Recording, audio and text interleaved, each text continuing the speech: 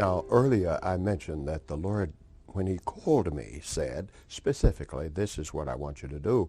And the antecedent is evangelism. That's what Earl Cleveland did, and did in an excellent way. God never told me I would be as good at it as he was, and I never expected that.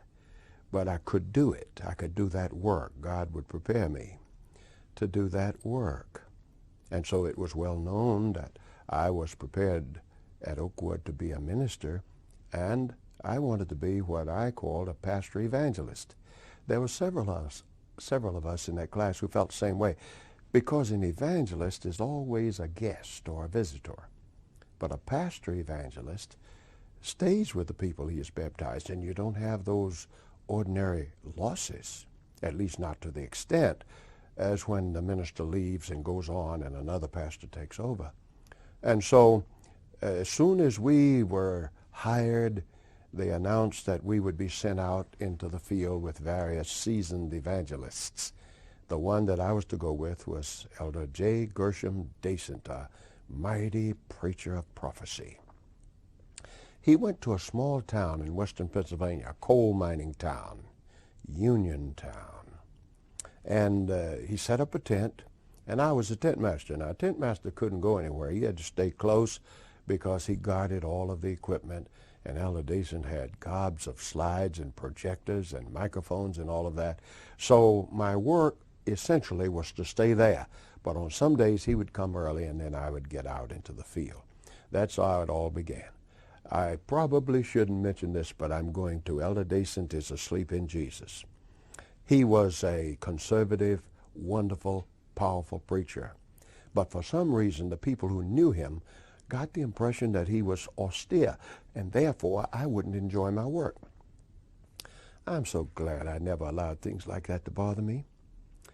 Elder Dasent had a small tent put up as an office, and mine was over here, and he would arrive often at around 3 o'clock, and he would wait until meeting time at 7:30. But he would study, and he would type out things, and then there were times when I'd just go sit on the floor and listen to his wisdom. And he taught me things. He taught me things not to do, as well as things that I ought to do. He taught me from a vast background of experience, including administration, and he gave me every opportunity to try my wings. As a matter of fact, I had never seen this done before. He was the speaker for this 8-week meeting, but he announced to the people on a certain night that I was going to preach. And he allowed it, and he gave me a tough subject. I was to preach prophecy from the animals, these beasts of Daniel, and I was to preach on Daniel 7. And I thought, wow. But he said, the Lord blessed. It went very well.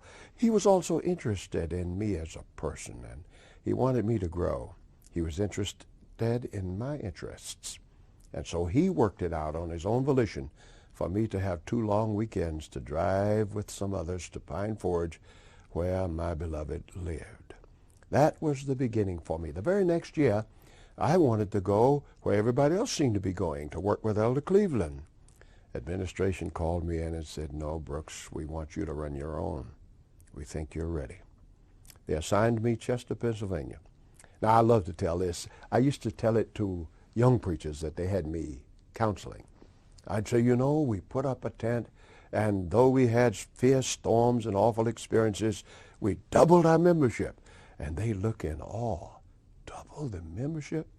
Then I'd have to tell them I only had 22 members. So the doubling of the membership wasn't quite as awesome as they might have expected.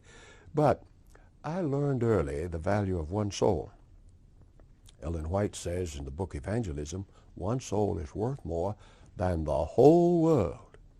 Therefore, when I did evangelism, I wasn't hung up on numbers. I wanted to baptize as many as possible. But I certainly was not going to make shortcuts in order to do it. I'm not going to compromise. If you join, you're going to know why you're in, and if you're not ready for that, then stay out. And that's been my approach to evangelism ever since. From there we went to South Philly and had even more success and blessings. And from there we moved to Camden. And Camden was a place where the mayor said I could run a meeting, but some lady who was the secretary said, "You're not going to run a meeting." And you simply couldn't. I had come to the point of exasperation. I was going to put up my pavilion and run the meeting without permission. And if the people came, as they always did, they would take care of the political points of view. I figured I'd better do this. Well, I didn't do it because one of our comrades was at the point of death and asked that I would run his meeting in Virginia. And I went to Danville instead. As soon as I began to preach in Danville, a great big man walked up to the rostrum one night. He said, "You're Pastor Brooks?" I said, "Yes." He said, "I'm John Brooks." He said, "I am one of the operators at WBTM, a radio station. How would you like to come on and tell the people all over the area what you're telling out here?" I said, "When can I begin?" He said, "Tonight." So I jumped in my car and went straight to the radio station without preparation, and he gave me the opportunity every night of preaching the same sermon in miniature that had been presented at the main pavilion. Now his job was to close up shop every night. He went till either 12:30 or 1, and he usually played dance music for the people all through. And the phone would ring, and they would wonder, "Why can't we have..." He said, "I'm sorry, but there's something more important tonight." My wife was in summer school and drove down to be with me. He was looking forward to her arrival. He had never met her. And on that night, even after I had finished what I had to do, he began to play the soft, beautiful love ballads that I liked. And they wanted something with a lot of energy so they could do the wild dancing.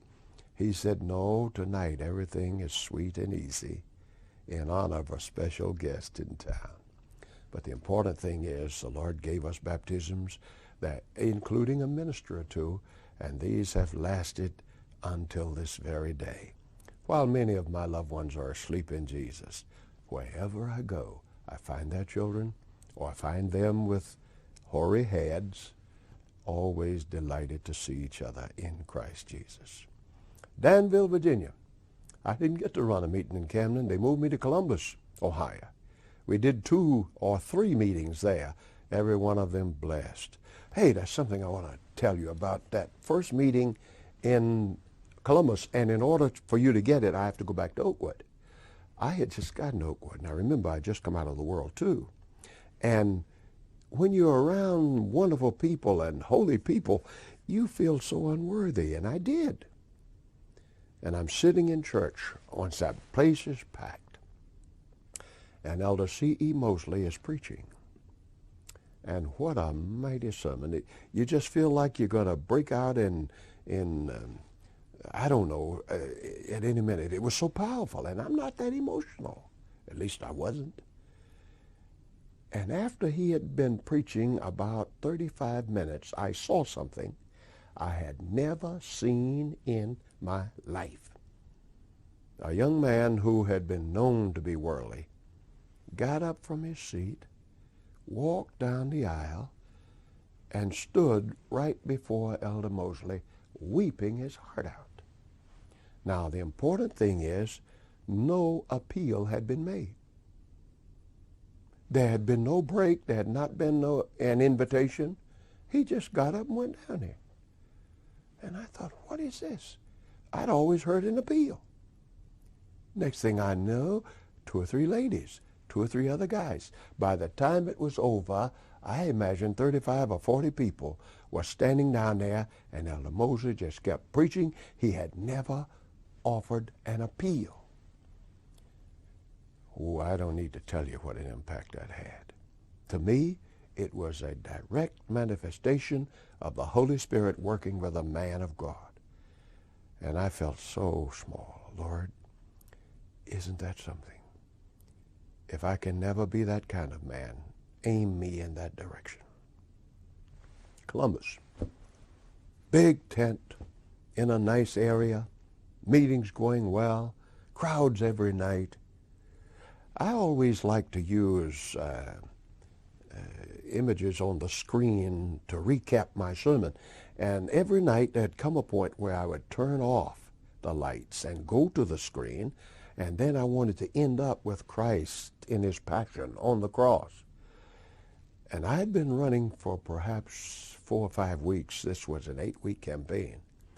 And when the lights went out, almost suddenly, I saw the whole back row stand up and began to move. Well, I had learned a long time ago you must pray as you preach. 2 different things, but they're happening together. And so I'm praying, Lord, did I offend these people? The truth is not easy, but it's never sent in that spirit. Did I offend them by something I said? I'm virtually searching while continuing to preach. But as these people got to the center, instead of going out, they started toward me. And I thought, what is this? And I'm continuing to preach. And when they got close enough for the light on the screen to illuminate their faces, I saw people who had been coming and enjoying the word every night. In fact, there was an older woman, her daughter who was middle-aged, her grandchildren, her son, a whole family. And they came and just stood. My Lord, this is that. This is what happened with Elder Mosley. Why would the Lord honor me this way after 7 or 8 years in the ministry? But it happened, and others kept coming. About 26 came without an invitation that night. We had a great meeting, baptized a total of 125. And I went to talk to this dear lady many times. She was a lovely person. She's asleep now, and her daughter is too, for that matter. But I went to see her, and she told me her story. She picked up the handbill, and we like to use catchy, provocative titles, hoping they'll hook someone. And she said she read it, and then she picked up the phone, called her daughter, said, listen to what. And she read the subjects. And she said, let's go see what this fool is talking about. And they came, and they never missed a night, and she was a part of that great manifestation. Evangelism in Columbus, other great things, but we can't tell everything. I want to say this, however. Souls are not won by preachers. They're not won by human talent and ingenuity. Souls are won by the Holy Ghost. And therefore, I sincerely have said to many of my congregations, more is accomplished by prayer than by preaching. If we live as we ought, pray as we ought, trust as we ought, God says do the work and leave the results with him. And don't ever be embarrassed that one number doesn't equal another, because one soul is worth more than the whole world. I went next to Cleveland, Ohio. Cleveland was a big, strong, powerful church and had been for years. I was still in my 20s. I was told this by one of the fine deacons in Cleveland long after I'd been there. Elder Starks had been my predecessor and had highly recommended me. And the administration did too. So when the decision was made, some of these men, rightfully so, these concerned men, went to administration and said, look, Cleveland has problems. We big church. Do you think a young man in his 20s can fit here? I'm grateful that somebody said, don't worry about Brooks, he'll be all right. Cleveland was a joy. It was my last church, and when I think of pastoring, I think of Cleveland and the many facets of ministry connected with that fact. Cleveland was a place of great people, strong spirituality, wonderful cooperation, good school, good help. And we almost immediately began to plan for evangelism in the summer in a pavilion. When the time came, we hoped to have had our entire congregation excited about it. I used to talk about a crescendo of excitement which we wanted to reach around mid-July. That's about when the meeting started. Now, the truth is, I'd rather start in June, but Cleveland is a northern city, and it would be too cool at nights in June. So we would start in July, and the people would come, and we would go into September, and it would get very cool. But I didn't worry about that because I felt under God that if the people came, they'd continue to come. So we would put salamanders and other heating devices in the tents and keep on going. The first effort that we did was behind Brown's service station. We went down there, and Elder Robert Palmer volunteered to become my associate. And oh, what a great time. There's some things that happened that are worth noting. The devil hates evangelism, and it's his job to try to stop you or discourage you or inconvenience you or throw you off schedule. Do whatever he can. We are only able to go because of the goodness of the Lord. And so we were into that meeting, and people were enjoying the meeting, and the paper said that that evening a hurricane, the effect of a hurricane would come through Cleveland. And I thought, what? To be honest with you, the sun was shining beautifully when I read the announcement. You couldn't believe it based on appearances. But I called Palmer and I said, Bob, we'd better go down and do what we do to prepare, because this is what I hear. We jumped in our car. It seemed almost foolish. Beautiful sunny day. We drive down, and immediately we pick up the hammers and we start tightening our pavilion. It must be loose in the rain, tight in the wind. We knew about it, and we started doing it. We had just about made the entire circle of the tent. When I looked, I remember my words, Bob, look at this. And approaching us from the west was a darkness like a blanket being pulled over a sunny sky. And then the storm hit. I want to tell you, it was furious. It got so bad that I gave up for the night. I kicked my pulpit over. I took my foot and knocked the railing down. These things will destroy canvas. And I had it all flat on the ground. I ordered all chairs to be thrown flat on the ground. And we were getting ready for the worst storm you can imagine. We heard limbs breaking off trees. It was crazy. When all of a sudden, a dozen or more men piled underneath the walls and came and stood with me. And I said, what are you doing here? They said, we came to help. And then here come more men. And I said, I tell you what let's do. Gather around this pole and let's pray. Now, I'm saying this to the glory of God, not for any personal reason at all. I got sense enough to know that either God does or he doesn't. And we began to pray. And before we finished praying, you could hear a whisper. I said, gentlemen, let's have church. Set the chairs up. We got a hammer and we started re-nailing, because our railings had been kicked down with all the pretty drapery. It didn't even get dirty. We picked it up and started strengthening it again. When the folk realized that we were doing it, because I ordered the walls up so that we could get some air, they were on people's porches without permission. Dozens of them all up and down the street. And in just moments, the tent was packed as usual. We had the walls down because we heard a little rain, and we wanted to make sure we protected the people. Suddenly there was no sound, and I said to my men, get the walls up, let some air flow through. And when they opened the walls, people were standing on the outside under umbrellas, listening. I got a vision of what it means to hunger and thirst for righteousness. I believe it's still true. There are men and women who see the desperate distresses going on in this world today, the storms, the tsunamis, the wars, the terrorism. They see this and they hunger to know a way out of this. And they're looking for people who know how to cope. God showed us that in Cleveland. We baptized 125 in the first campaign, 208 in the second, 130 in the third. God was good.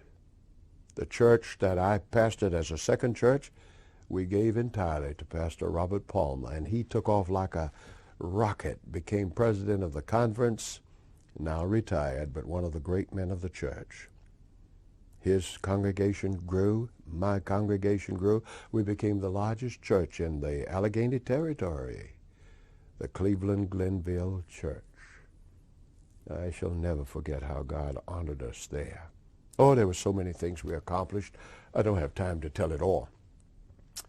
But all of a sudden, something happened. I got a letter from the administrator of the Columbia Union Conference. This is a second level of administration in our church hierarchy. And he said, we are extending an official call for you to come and join the Columbia Union, be a part of us. Well, to be dead honest with you, I remembered the call. This is what I want you to do. As far as I was concerned, that meant pastoring and evangelizing. And you get into church administration and lecturing and all of that. I couldn't see the compatibility. So I officially said no. I got a second letter from the same man. I officially said no. And I want to pause to say, I have met thousands upon thousands of men, good men. But I have never met a man like Neil C. Wilson, who was the president of the union at that time. I've never met a man like him, a man who could empathize and sympathize, who was totally unaffected by race, who insisted on getting things in order the way God had directed. Now, that's the truth. And so after the second official notification that I wouldn't come, and I tried to do it in the nicest way, with deep and sincere appreciation, I was pitching camp. Now, when you pitch camp for camp meeting, you get real dirty and sweaty, and I was associate superintendent of all that. And I'm working in the hot sun and dirty as I could be. And a man drove out and said, Pastor Brooks, there's a phone call for you from Washington, and you may take it on that field telephone there. I walked over and said hello. I didn't know who it was. Neil C. Wilson. Totally unaffected by my refusals, showing me why he needed me. And again, I'm trying my best to be grateful and to show it. But I said, Elder, that isn't what God called me to do. He said, how do you know? And we had quite a discussion. And finally he said, well, are you telling me to look for someone else? And I said, very respectfully, sir, I suppose that's what I'm saying. He said, all right, if you won't come to see me, I'm coming to see you. Bam. He's coming to see me. Now I'm going to confess to all my friends something that I'm ashamed of. Until he said those words, I had never even prayed about that call. I'm pastoring the biggest church. I am being able to baptize hundreds. Why should I want to do that? Besides, there was a racial problem that hadn't healed. I didn't realize that God was using Neil Wilson to heal it. So after I hung up with him, I called my wife back in Cleveland and told her about it. And I said, darling, at least we must pray. And I tell you the truth, as soon as we did it, my mind was as clear as that. You go to the union. But the next day, dirty, sweaty, time for lunch. And we fellas loved each other. It didn't matter who was at your table. We had a good time together. I walked to the door of the dining room, and someone came and said, Pastor Brooks, there's a gentleman over there who wants to see you. Neil Wilson. He came up the very next day and brought along with him one of his associates, Carl Weiss. Now I've got to go to that man's table looking like I looked. But a man of understanding was he. I apologized for he said, don't mention it. We know what you've been doing. We're just thankful for this moment with you. Go get your food and come join us. And I did. And Elder Wilson began all over again like I had never said no. And then he asked Weiss to say something. Weiss, a good man. He was in lay activities. And he said, Brooks, I want you to consider that if you come here, you've got a larger budget. You will have more personal perks. You'll have this. And he began to outline. I thought, and I stopped him. I said, Elder, please forgive me, but I don't need pampering. That's not what this is about. I said, Elder Wilson, I am very pleased to tell you that I had not prayed about this item until you said what you did yesterday. In the meantime, my wife and I have been speaking together in prayer, and this morning our hearts are fixed. God has told me to go with you. And that was that. I had 4 assignments to begin with, and they were to speak at human relations seminars, usually from 2,500 to 3,500 people, about equally Caucasian and non-Caucasian. Now, I'm given to plain speech. Everybody knows that, but I have no desire to be mean or rough. I just want to be clear and plain. And my job was to be keynote speaker at 4 of these seminars around the Columbia Union Territory. I'm grateful that they went very well. I told the people for the first time, I don't know why I was embarrassed about this, but I told the people I had graduated from college, had been hired in the ministry, had been doing that work for a year when I married a very beautiful lady, herself well educated. We got married not in Mississippi, but in Philadelphia. And we drove out of Philadelphia that evening on our honeymoon. And I stopped at 8 or 9 motels that looked at me and refused us entrance. Some of them had the sign up, vacancy. I got to the place I would simply say, I'd like that vacancy you're advertising. And they would come up with all kinds of excuses. The last one I stopped at, I by that time was getting disgusted. And when he started telling me that someone had called ahead to take that vacancy, I said, first of all, you insult me because of my race. And now you're insulting my intelligence. You know good and well you're not telling the truth. Well, he said, we used to take coloreds in here, but they got to bring in women. I said, and I don't want to hear that either.